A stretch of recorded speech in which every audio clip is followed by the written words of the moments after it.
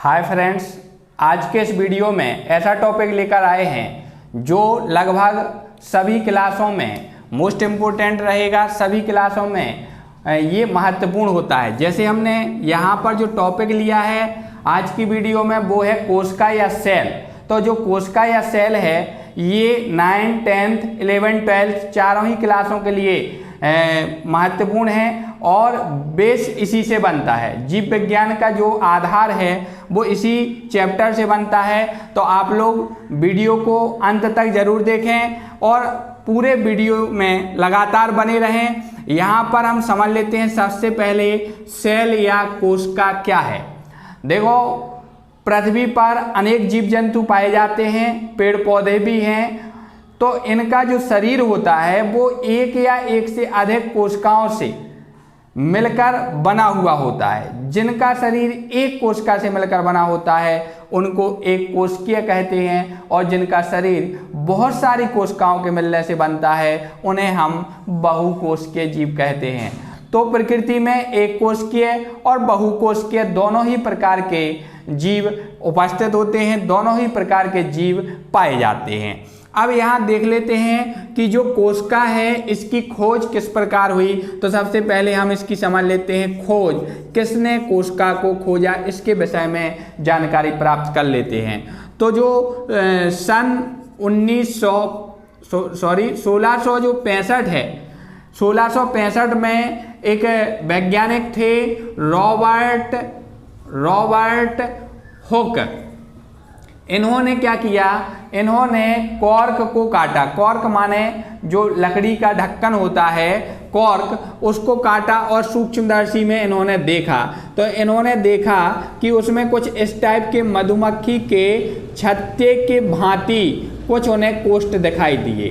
किसमें? उस कॉर्क में जो ढक्कन था उसमें इन्होंने देखा कि उसकी टीएस काटी, अनुप्रस्थ काटी उसकी, और इन्होंने देखा कि उसमें कुछ मधुमक्खी के छत्ते की भांति कुछ उन्हें कोष्ठ दिखाई दिए।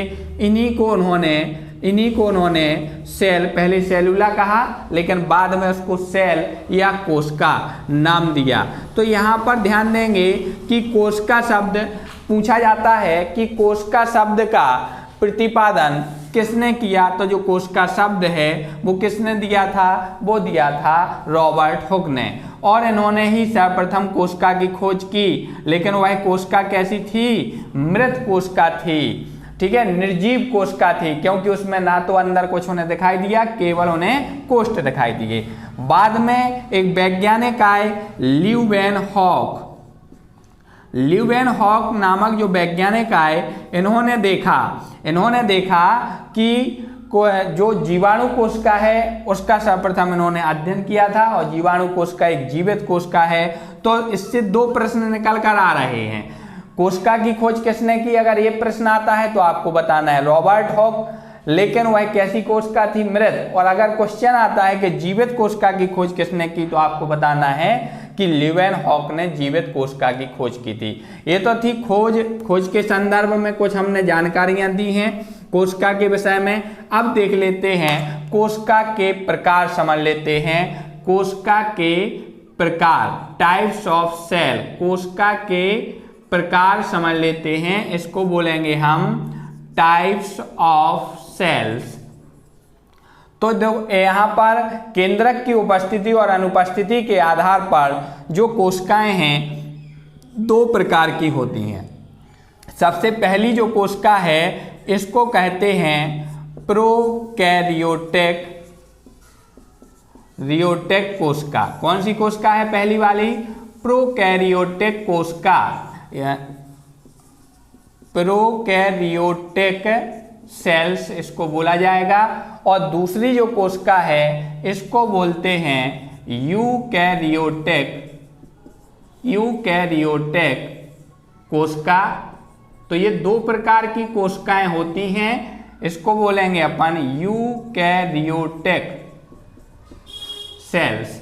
तो यहाँ पर ध्यान देंगे कोशिका केंद्रक की उपस्थिति और अनुपस्थिति के आधार पर कोशिकाएं दो प्रकार की होती हैं, प्रोकैरियोटिक कोशिका और यूकैरियोटिक कोशिका। तो सबसे पहले समझ लेते हैं प्रोकैरियोटिक कोशिका किसे कहते हैं?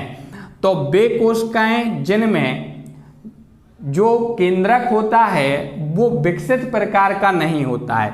मतलब सबसे पहले जो कोशिकाएं बनी थी प्रिमिटिव कोशिकाएं, आध कोशिकाएं प्रोकैरियोटिक ही थीं और इनमें केंद्रक के चारों तरफ झिल्ली का आवरण नहीं होता है, केंद्रक के चारों तरफ कवर नहीं होता है, जिसके कारण केंद्रक और कोशिका द्रव्य अलग अलग नहीं होते हैं। यहाँ पर देख लेते हैं कि प्रोकैरियोटिक कोशिकाएं किस किस में पाई जाती हैं। तो यहाँ पर इसके जो एग्जाम्पल रहेंगे वो रहेंगे जीवाणु और नीले हरे शैवाल। नीले हरे शैवाल और जीवाणु कौन सी कोशिकाएं हैं? प्रोकैरियोटिक कोशिकाएं हैं। जीवाणु या इसको हम कहते हैं बैक्टीरिया। ये और इसके अलावा कुछ जीव भी होते हैं जैसे विषाणु हैं, इसको हम वायरस कहते हैं यह, और एक होता है जीवाणु भोजी जिसे हम क्या कहते हैं? बैक्टीरियोफेज कहते हैं। ये कैसा जीव है? तो ये प्रोकैरियोटिक जीव है। एक होता है माइकोप्लाज्मा, ये भी कैसा जीव है? तो ये भी प्रोकैरियोटिक जीव है। एक होता है PPLO, ये भी प्रोकैरियोटिक जीव है जिसको कहते हैं प्लूरो निमोनिया लाइक ऑर्गेनिज्म, इसका पूरा नाम है। ठीक है, प्लूरो निमोनिया लाइक ऑर्गेनिज्म। तो आप ध्यान दें, प्रोकैरियोटिक कोशिकाएं जीवाणु नीले हरे शैवाल में प्रोकैरियोटिक कोशिकाएं पाई जाती हैं। जीवाणु हैं, जीवाणु भोजी है, माइकोप्लाज्मा है, PPLO है, प्लूरो निमोनिया लाइक ऑर्गेनिज्म, ये सभी प्रोकैरियोटिक जीव होते हैं। अब यहाँ पर देख लेते हैं कि प्रोकैरियोटिक कोशिका जीवाणु के बारे में हम थोड़ा सा इसका स्ट्रक्चर भी देखेंगे, किस टाइप से प्रोकैरियोटिक कोशिका होती है उसके बारे में भी अपन अध्ययन कर लेते हैं। तो यहाँ पर देखें, अगर हम जीवाणु कोशिका बना रहे हैं उसी से हम आपको समझा देंगे। तो जीवाणु कोशिका के बारे में अपन अध्ययन कर लेते हैं जो कि एक प्रोकैरियोटिक है। तो यहाँ पर हम थोड़ी सी स्ट्रक्चर समझा रहे हैं, किसके बारे में? जीवाणु कोशिका के बारे में हम यहाँ पर अध्ययन करेंगे और जीवाणु कोशिका के बारे में ही जानेंगे। अगर हम एक जीवाणु की संरचना देखते हैं तो उसमें बाहर की तरफ एक स्तर आवरण पाया जाता है, उसको हम क्या कहते हैं? इसका जो नाम है, सबसे बाहर की तरफ जो स्तर होता है जीवाणु में, जीवाणु की इंग्लिश में क्या बोलते हैं? बैक्टीरिया बोलते हैं। अगर हम इसके सबसे बाहर की तरफ संरचना देखते हैं तो यहाँ पर कोशिका भित्ति पाई जाती है। सबसे बाहर की तरफ क्या पाई जाती है? कोशिका भित्ति पाई जाती है। इसको हम इंग्लिश में सेल वॉल कहते हैं। क्या कहते हैं? Cell wall. उसी के अंदर की तरफ एक और भित्ति पाई जाती है जिसे हम क्या कहते हैं? कोशिका कला कहते हैं, या हम इसको इंग्लिश में क्या कहते हैं? सेल मेम्ब्रेन कहते हैं। ये इसके अंदर होती है। इसके अंदर जीव द्रव्य भरा हुआ होता है।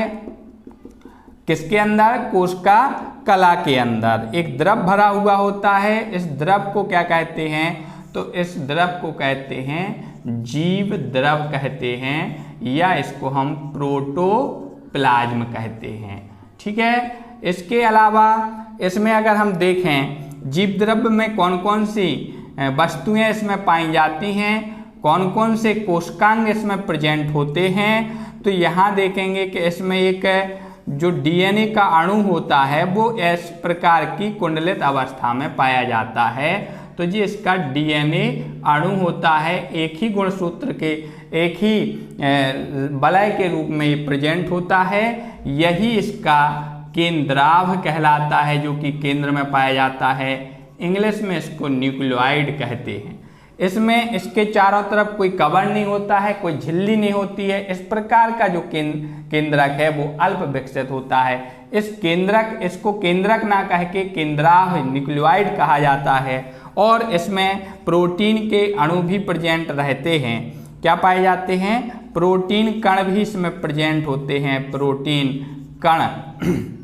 इसके अलावा इसमें अगर हम देखेंगे कि एक राइबोसोम प्रेजेंट होते हैं तो इनमें 70S प्रकार के राइबोसोम इसमें पाए जाते हैं। इसमें 80S प्रकार के राइबोसोम नहीं होते हैं, केवल 70S प्रकार के राइबोसोम पाए जाते हैं। अगर राइबोसोम एक साथ व्यवस्थित हो जाएं, ठीक है, ये वाले राइबोसोम mRNA धागे पर क्रम से व्यवस्थित हो जाएंगे, तब इस संरचना को पॉलीसोम कहते हैं। तो इसमें पॉलीसोम संरचना भी पाई जाती है। प्रोटीन कण बनाने के लिए इसमें पॉलीसोम संरचना पाई जाती है। इनमें विकसित कोशिकांग अनुपस्थित होते हैं, मतलब इनमें माइटोकॉन्ड्रिया, गोल्गी वगैरह इनमें नहीं पाए जाते हैं। इनका जो डीएनए अणु है या इनका जो गुणसूत्र है उसमें हिस्टोन प्रोटीन भी नहीं पाई जाती है। तो एक सामान्य जीवाणु कोशिका है जो कि प्रोकैरियोटिक होती है। किन्हीं किन्हीं जीवाणुओं में यहाँ पर श्लेष्म का आवरण भी होता है कोशिका भित्ति के बाहर की तरफ, इस स्तर को कैप्सूल कहा जाता है, ठीक है। और इसमें कभी कभी ये जो प्लाज्मा कला है या कोशिका कला है, ये अंदर की तरफ धंसकर कुछ इस प्रकार की संरचना बना लेती है। इसको हम मीसोसोम्स कहते हैं, जो कि किसमें पाई जाती है। इसका क्या वर्क है मीसोसोम्स का? तो मीसोसोम्स माइटोकॉन्ड्रिया की भांति श्वसन क्रिया में सहायता करती है। तो यहाँ पर ध्यान देंगे, प्रोकैरियोटिक कोशिका को हमने दिखाया हुआ है।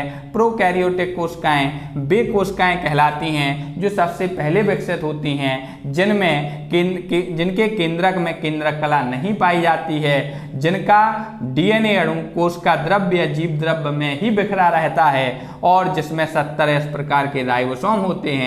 इनके डीएनए में हिस्टोन प्रोटीन नहीं पाई जाती है और इसके अलावा इनमें विकसित प्रकार के कोई भी कोशिकांग नहीं होते हैं और सूत्री विभाजन करने वाली संरचनाएं भी इनमें नहीं पाई जाती हैं। इसलिए इसमें विभाजन भी सबसे सरल प्रकार का आसूत्री प्रकार का विभाजन होता है। ये तो थी प्रोकैरियोटिक कोशिका के बारे में थोड़ी सी हमने जानकारी दी है। अब अपन इसका कोशिका दो प्रकार की होती है, केंद्रक की उपस्थिति अनुपस्थिति के आधार पर। तो प्रोकैरियोटिक कोशिका हमने ये बताई हुई है।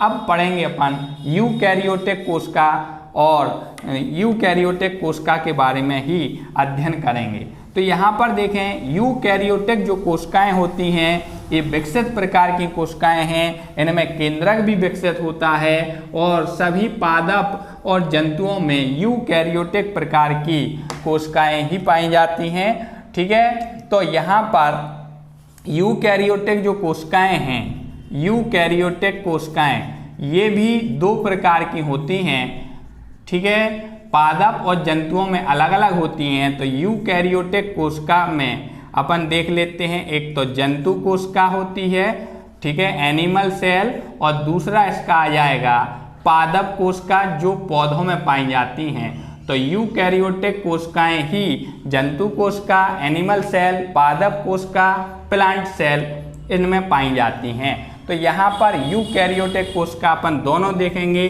पहले अपन देख लेते हैं यहाँ पर जंतु कोशिका के बारे में अध्ययन करेंगे और इसके बाद हम यहाँ पर पादप कोशिका के बारे में भी अध्ययन करेंगे। तो यहाँ पर सबसे पहले अपन समझ लेते हैं जंतु कोशिका, ठीक है, या इसको क्या कहते हैं हम इंग्लिश में? तो इसको कहते हैं एनिमल सेल। क्या कहते हैं? Animal cell. तो जंतु कोशिकाएं सामान्यतः अंडाकार होती हैं, ठीक है, ओवल शेप्ड होती हैं, सामान्यतः इस टाइप की संरचनाएं होती हैं। ये जंतु कोशिका के बारे में है, ठीक है। सबसे बाहरी जो स्तर होता है वो कहलाता है कोशिका कला। इसको क्या कहते हैं? कोशिका कला कहते हैं, या इंग्लिश में इसको क्या कहते हैं? सेल मेम्ब्रेन कहते हैं, ठीक है। प्लाज्मा कला भी कह सकते हैं। इसके अंदर द्रव भरा होता है, ठीक है, एक प्रकार का द्रव भरा हुआ होता है। इस द्रव को हम क्या कहते हैं? तो इस द्रव को हम कोशिका द्रव कहते हैं। क्या कहते हैं इसको? कोशिका द्रव इसको कहा जाता है, या इसको हम साइटोप्लाज्म कहते हैं। क्या कहते हैं? साइटोप्लाज्म। अब यहाँ पर देखेंगे कि इस साइटोप्लाज्म में अनेक प्रकार के क्या पाए जाते हैं, तो अनेक प्रकार के कोशिकांग ऑर्गेनिज्म पाए जाते हैं। अब यहाँ देख लेते हैं कौन कौन से ऑर्गेनिज्म होते हैं।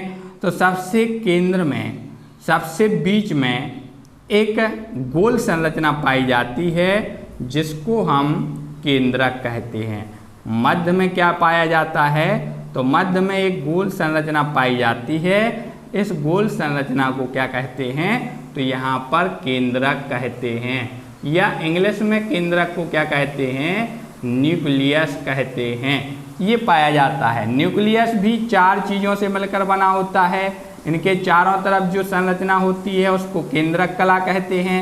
इसमें जो द्रव भरा होता है उसे केंद्रक द्रव्य कहते हैं, न्यूक्लियोप्लाज्म कहा जाता है इसमें, ठीक है। इसके अलावा इसी के अंदर डीएनए अणु रहते हैं, डीएनए धागे पाए जाते हैं। ये सारी जो चीज़ें हैं, ठीक है, ये एक गोल संरचना होती है, इसको केंद्रिका कहते हैं। क्या कहते हैं, केंद्रिका, न्यूक्लियोलस, ये पाई जाती है। इसमें जो धागे होते हैं क्रोमेटिन धागे हैं, यही गुणसूत्र बनाते हैं। क्रोमेटिन धागे इसमें पाए जाते हैं, ठीक है। इसके अलावा इसमें एक चीज़ और होती है, इनके केंद्रक से एक जालनुमा संरचना निकलती है, ठीक है। इस टाइप की जालनुमा संरचना इससे निकलती है। इसको हम क्या कहते हैं, तो इसको हम अंतःप्रदव्यी जालिका कहते हैं। ये यूकैरियोटिक कोशिका के अंतर्गत आएगी। इंग्लिश में इसको एंडोप्लाज्मिक रेटिकुलम कहते हैं। क्या कहते हैं, एंडोप्लाज्मिक रेटिकुलम इसको कहा जाता है। इसके अलावा इसमें कण जैसी, एंडोप्लाज्मिक रेटिकुलम के ऊपर छोटी छोटी कण जैसी संरचनाएं पाई जाती हैं, जिन्हें हम क्या कहते हैं, तो इनको हम राइबोसोम कहते हैं। राइबोसोम इनको बोला जाता है, राइबोसोम, ठीक है। इसके अलावा इनमें माइटोकॉन्ड्रिया भी पाया जाता है, जो कि कोशिका का पावर हाउस कहलाता है। भोज्य पदार्थों का ऑक्सीकरण इसी में होता है, तो इसमें माइटोकॉन्ड्रिया भी पाया जाता है, ठीक है, माइटोकॉन्ड्रिया होता है। इसके अलावा इसमें गोल्जिकाय संरचनाएं, जो स्रावी ऑर्गन हैं, गोल्जिकाय संरचनाएं, वे भी इसमें प्रेजेंट होती हैं। तो ये विकसित कोशिकांग हैं। हमने अभी इससे पहले बताया था आपको कि यूकैरियोटिक में ये संरचनाएं नहीं होती हैं, केवल किस में होती हैं, ये यूकैरियोटिक में होती हैं। इससे पहले कौन पढ़ा था, प्रोकैरियोटिक, प्रोकैरियोटिक में नहीं होती हैं। किस में होती हैं, यूकैरियोटिक में। गोल्जिकाय हो गया, चूंकि ये जंतु कोशिका है, ठीक है, जंतु कोशिका के बारे में अध्ययन कर रहे हैं। इसमें एक संरचना यहाँ केंद्रक के निकट होती है, इसको हम सेंट्रोसोम कहते हैं। क्या कहते हैं, सेंट्रोसोम। और सेंट्रोसोम माने तारक काय। ये संरचना गुणसूत्र के विभाजन के समय ही से स्प्लेंडर फाइबर का निर्माण होता है। ये वाली इसमें संरचनाएं पाई जाती हैं। कुछ इसमें अंतःप्रदव्यी जो जालिकाएं हैं, यहाँ पर बिखरी हुई कंडीशन में, इनमें रिक्तकाएं या तो छोटी छोटी होती हैं या फिर इसमें अनुपस्थित होती हैं। तो ये रिक्तकाएं हैं, वैक्यूल है, ये बहुत ही छोटी छोटी होती हैं। इसको रसधानी या रिक्तका बोल सकते हैं, इंग्लिश में इसको वैक्यूल कहते हैं, ठीक है। तो ये तो संरचना थी जंतु कोशिका की। अब यहाँ पर हम थोड़ा सा पादप कोशिका में और जंतु कोशिका में थोड़ा सा डिफरेंस है। अब हम यहाँ समझ लेते हैं, यहाँ पर क्या समझ लेते हैं, पादप कोशिका के बारे में समझ लेते हैं, या इसको हम प्लांट सेल कहते हैं। ये दोनों ही कोशिकाएं यूकैरियोटिक के अंतर्गत आएंगी। कौन कौन, जंतु कोशिका, एनिमल सेल, और पादप कोशिका। अब अगर हम जंतु कोशिका देखते हैं तो कैसी होती हैं, ये अंडाकार होती हैं, जबकि जो पादप कोशिकाएं होती हैं, पादप कोशिकाएं इस टाइप की होती हैं, मतलब ये हेक्सागोनल होती हैं, ठीक है। सबसे बाहर की तरफ इसमें त्रिस्तरीय क्या होता है, एक आवरण पाया जाता है, जिसे हम क्या कहते हैं, कोशिका भित्ति कहते हैं। क्या आपको कोशिका भित्ति जंतु कोशिका में दिखाई दे रही है, नहीं। तो केवल किस में होगी, पादप कोशिका में ही यह स्तर पाया जाता है, और पादपों में यह सेलुलोज से बनी हुई होती है, ठीक है। तो सबसे बाहर की तरफ क्या होती है, कोशिका भित्ति होती है। इंग्लिश में इसको क्या बोलते हैं, सेल वॉल। तो अगर आप डिफरेंस किया जाए, अंतर किया जाए कि पादप कोशिका और जंतु कोशिका में क्या अंतर है, तो आप देखेंगे कि इसमें कहीं भी कोशिका भित्ति नहीं होती है, जबकि पादप कोशिका में सबसे बाहरी जो स्तर है वो कोशिका भित्ति का होता है। इसका जो सबसे बाहरी स्तर है ये किसका होता है, तो कोशिका कला का। इसमें भी कोशिका कला पाई जाती है, इसमें भी इस टाइप से कोशिका कला पाई जाती है। ये वाली संरचना, इसको हम क्या बोलेंगे, कोशिका कला ही बोलेंगे, ये सबसे बाहर। फिर इसमें भी केंद्रक होता है, ठीक है, इसमें भी क्या होता है, केंद्रक होता है। वही सारी केंद्रक में जो संरचनाएं जंतु कोशिका में, जैसे केंद्रिका भी होती है, क्रोमेटिन धागे भी होते हैं, गुणसूत्र भी होते हैं, केंद्रक द्रव्य भी होता है, और इस प्रकार की अंतःप्रदव्य जालिकाएं, ये सारी संरचनाएं इसमें भी होती हैं। दोनों में सेम संरचनाएं होती हैं। अब यहाँ देख लेते हैं हम कौन से कोशिकांग इनमें नहीं होते हैं। कोशिका द्रव्य सारी चीज़ें होती हैं। हम थोड़ा सा डिफरेंस समझ लेते हैं कि इसमें ये हमने इस टाइप की बताई हैं रिक्तकाएँ बिल्कुल छोटी या अनुपस्थित, लेकिन इसमें चूँकि रिक्तकाएँ बड़े आकार की होती हैं, ठीक है, रिक्तकाएँ इस टाइप की होती हैं, तो इसमें रसधानियाँ बड़े आकार, इनको हम रिक्तकाएँ भी कहते हैं और रसधानियाँ भी कह सकते हैं, वैक्यूल। बकाया इसमें ये होता है, और इसमें एक संरचना और याद आ गई, लाइसोसोम। इस प्रकार की थैलेनुमा संरचनाएं, तो ये लाइसोसोम होता है, इसमें लाइसोसोम पाए जाते हैं। अब यहाँ पर ध्यान देंगे, इसमें ना तो तारककाय होता है इस पादप कोशिका में, ना लाइसोसोम होते हैं, लेकिन इसमें माइटोकॉन्ड्रिया दोनों में होता है, पादप कोशिका में, जंतु कोशिका में। गोल्जिकाएं भी दोनों में पाई जाती हैं, जंतु कोशिकाओं में और पादप कोशिकाओं में, दोनों में ही गोल्जिकाएं होता है। अब इसमें अलग से और संरचना क्या आ जाती है, तो यहाँ पर देखेंगे हम, इसमें लवक आ जाते हैं। क्या आ जाते हैं, लवक। इसमें लवक आ जाते हैं, लवक, या इसको बोलते हैं हम प्लास्टिड, प्लास्टिड या लवक। इसमें नहीं होते हैं। ये लवक तीन प्रकार के होते हैं, हरित लवक, वर्णी लवक और आवर्णी लवक। इन लवक के कारण ये, जैसे पत्तियां हरी होती हैं तो हरित लवक के कारण, कोई फल रंगीन होता है वर्णी लवक के कारण, जड़ें माने कलर लेस होती हैं, उनमें रंग नहीं होता इसलिए वो आवर्णी लवक। तो लवक होते हैं इसमें, जंतु कोशिकाओं में लवक नहीं होते हैं, प्लास्टिड नहीं होते हैं, ठीक है। और इनमें जो लाइसोसोम और तारककाय होता है वो चीज़ें किसमें नहीं पाई जाती हैं, पादप कोशिका में। तो इनमें डिफरेंस है। ये हमने यूकैरियोटिक कोशिकाएं बताई हुई हैं। अब यहाँ समझ लो यूकैरियोटिक कोशिकाओं में देखो, इनमें केंद्रक विकसित है, केंद्रक में केंद्रक कला है, गुणसूत्र इसके अंदर नहीं होते हैं, जीव कोशिका द्रव्य, जीव द्रव्य के अंदर गुणसूत्र इसी में पाए जाते हैं। सभी विकसित कोशिकांग भी हैं, इनके गुणसूत्रों में हिस्टोन प्रोटीन पाई जाती है। तो यूकैरियोटिक कोशिकाओं की विशेषताएं होती हैं। तो दोनों में डिफरेंस है, ठीक है। आप लोग जंतु कोशिका, पादप कोशिका में अंतर समझ गए होंगे। हमने इससे पहले जो प्रोकैरियोटिक कोशिका बताई है, जो अल्प विकसित कोशिका बताई हुई है वो बताई है, और ये यूकैरियोटिक कोशिकाएं जो विकसित हैं ये बताई हुई हैं। आप प्रोकैरियोटिक, यूकैरियोटिक में डिफरेंस भी कर सकते हैं, अंतर भी कर सकते हैं। तो ये टॉपिक आपको समझ में आ गया होगा। सेल, यहाँ पर एक क्वेश्चन आपको दिए देते हैं, विज्ञान की वह शाखा जिसमें हम कोशिका का अध्ययन करते हैं, कोशिका की संरचनाओं का अध्ययन करते हैं, उसे हम क्या कहते हैं, तो उसको हम कोशिका विज्ञान कहते हैं। कोशिका विज्ञान, इंग्लिश में इसे क्या कहते हैं, तो इसको हम साइटोलॉजी कहते हैं। साइटोलॉजी कोशिका की संरचना, उसके कोशिकांगों का अध्ययन, मतलब पूरी संपूर्ण कोशिका की संरचनात्मक। कोशिका क्या है हमारे शरीर की, तो कोशिका हमारे शरीर की संरचनात्मक एवं क्रियात्मक इकाई कहलाती है।